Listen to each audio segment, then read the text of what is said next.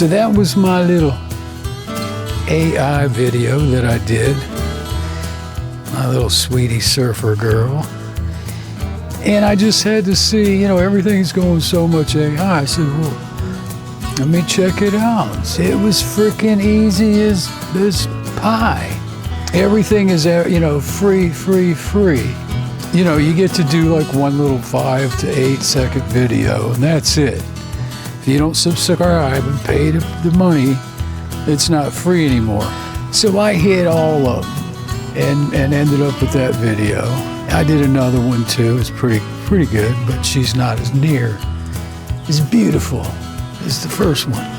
Is there an AI that I can take all my video clips, throw them in there, and let AI edit the damn thing for me? I mean, I spend so much time, more time editing and stuff than anything else, By the time it's all said and done, I might be making 25 cents an hour, a little bit of money I make on YouTube.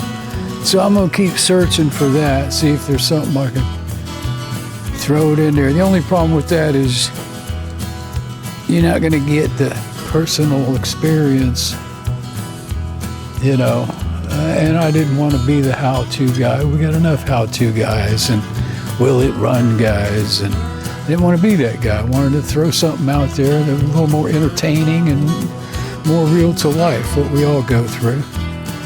It's very, very time consuming. Anyway, so we'll fire this thing up today and see what's going on. I can already see what's going on. This roller has a flat spot. And I've already loosened the 2 little bolts up here. Okay, so you got your roller. And it's got a flat spot. So it won't roll. And then if you turn it around to it where it's, the flat spot is on this side, it will roll, but then it hits the flat spot. So right here is your timing, of course. You got the 2 marks. Well, the reason why they put 2 marks instead of 1, you have that gap due to wear and tear on all these parts, linkage and everything. So as long as that carburetor butterfly starts to open right between those 2 marks, you should be good to go. But unfortunately, the roller, in reality too, we did it the last time, was this thing going to start and idle by itself? And it did, but it didn't sound that great. It was kind of crappy, and so there's just so many little stupid little factors to take into account. But I would like to try and have this thing set up to where it's supposed to be. Now I could turn this thing around again, take it off. Let's go there first. Take it off, turn it around, put a little, I don't want to say super glue, but maybe a little heat, what do you call that stuff? The heated up stuff, the melted plastic crap. Heat gun stuff. What do you call it? Anyway, drip some of that on there, stick it on there so it doesn't roll. But the round part of the roller will still be on the cam.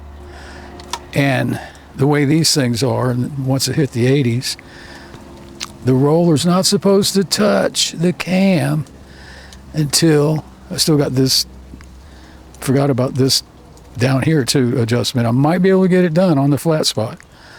But you don't want to hit that roller till you get right on or to the first mark, past the first mark, somewhere in between. If you can get it set dead in the middle, you're in the best place. So maybe I can get it out with this freaking, between, all the settings. I might be able to do it. So like right before the first mark where she's sitting, it shouldn't be touching the cam. And then as it rolls in, right there, it should be touching by there, but it's not. It doesn't touch till it gets past the second mark. So that's where the timing is screwed up. Like I said, I've already loosened the 2 little bolts up here, so there's not much adjustment. There was one of these motors, I opened those holes up a little more so I could get a little more adjustment. I think it was at 20 or 71. Get a little more adjustment out of these frickin' things. This back one doesn't move at all. It's this one up here. So I'm going to pull that out and tighten it back down.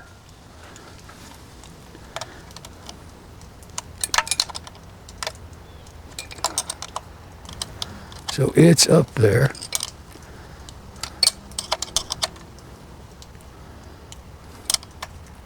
Gently but snugly.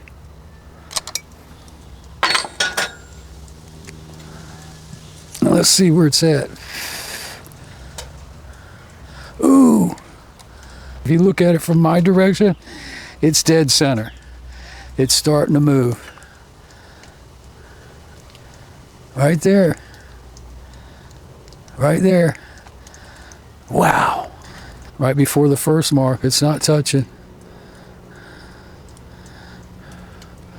Let's see where that flat spot is. Yep, it's right on it. So, should idle by itself right there, come up.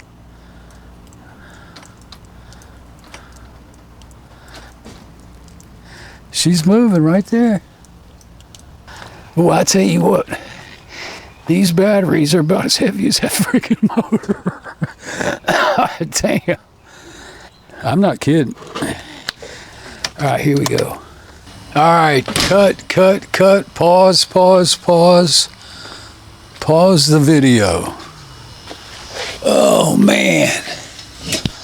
Too many hours in there editing. Anyway, speaking of editing, reason I'm cutting this video, what this video is like the first hour or so, you know, edited down. Then I have probably another hour's worth of video that needs to be edited down and put them all together and try to make, you know, usually I run about 20-minute videos, which I know is too long for a lot of you guys. So the next 3 videos I tested the coils, you know, because it was that, I kept trying to get that out. So I put the timing light on the coils. Everything looked fine, man. So everything was good there. Check the spark plugs. Wet, oily, you know, they shouldn't have been that wet and oily, but I'm like, all right, typical 2-stroke. So meanwhile, as I'm editing the video and I'm watching, it finally hit me. It was more towards the end there.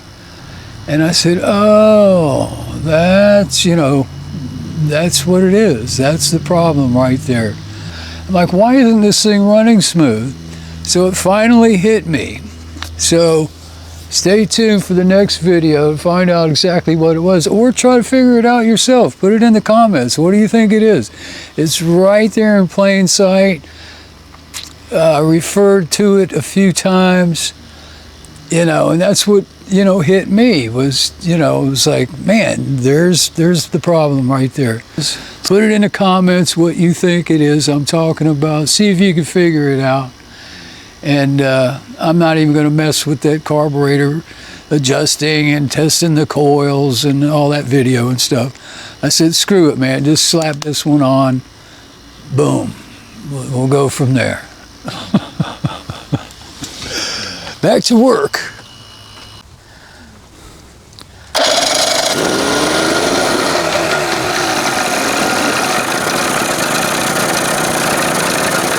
Pull the gas that time.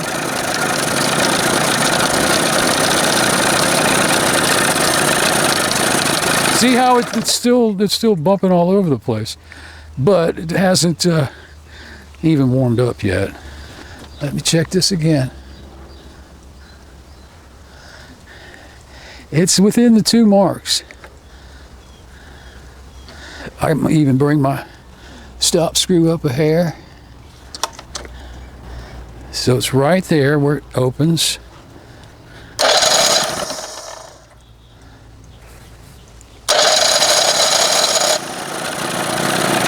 Wow. That was a lean squeeze. Let's see what we got here. Well, I had that thing one turn out from the last time. 1.5. Get you started. Oops, I always do that.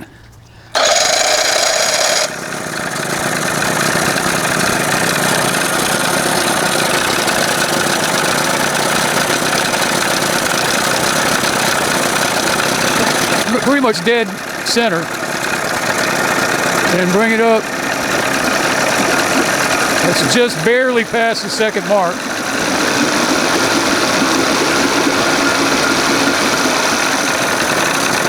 I'm not going to touch it till it warms up. I just don't like all that bumpity.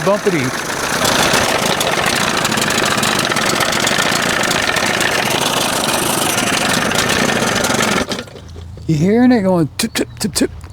Almost sounds like there's a freaking leak, exhaust leak or something. But it's blowing out pretty good. I'm gonna get the timing light too and see what we're looking at there. Also, this thing vibrating down. I don't like that crap. So I'm gonna move my frickin' screw. Man, my stop screw, so it can't go down too far. Leave it right there. See if she starts. That's why I said, look at that, that's terrible. That's why I said, you got to open these butterflies up a little bit. You know, even though they give you the 2 marks due to wear and tear, I think the butterfly being open just a little bit just makes it better. Again, it's what we're looking at, 50-year-old motor here, something like that, 40. And I've said it probably 50 times. You know, the manual was great when the motor was new. You know, 40 years later, the manual doesn't always apply. You got to set these things where they want to run. There's like a booger back there. It's just bugging the shit out of me, and I can't get my finger on it. So, but yeah, listening, I can't tell. It might just be like the echo coming out of the trash can, but it sounded like something might have been leaking. I don't see anything like, you know, exhaust gasket leaking or anything. Haven't dialed this in. So let's do this. Open it back up. I think she runs better with it opened up a little bit. That's probably too much, but let's just see what happens. And we know that carburetor's clean as a whistle. Oh, I know it is. Okay, so I'm not hitting now until I get right there again, same spot. So I'm going to tighten this baby up a little bit. The idle stop screw. It's, you know, that little crappy little bit of play is still screwing this thing up, even though I screwed that thing together. All right, let's see. I'm going to come up a little bit, open it up with the throttle handle. Whoops, damn, I'm such a habit of pressing that kill switch.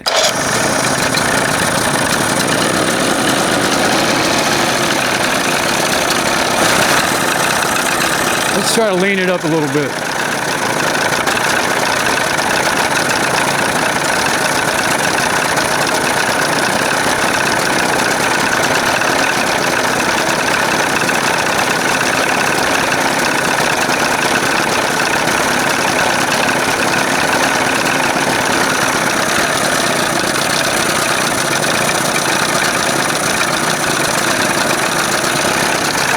Nothing, no help at all.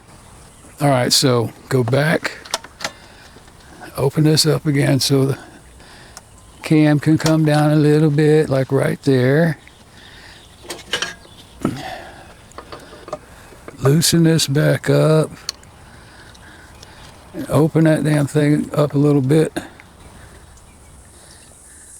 Well, there's not a whole lot of adjustment on this one. It seems like where I just had it. This old outboard ain't seen the light of day.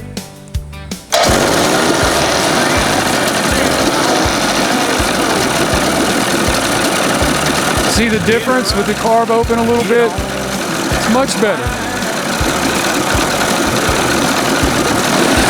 Still smoking a lot.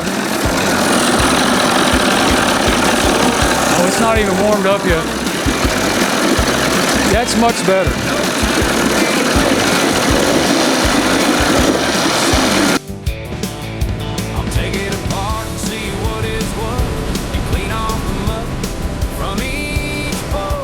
Thanks again for tuning in to this week's episode of This Old Outboard. Follow the real life saga, baby, and get your subscription today.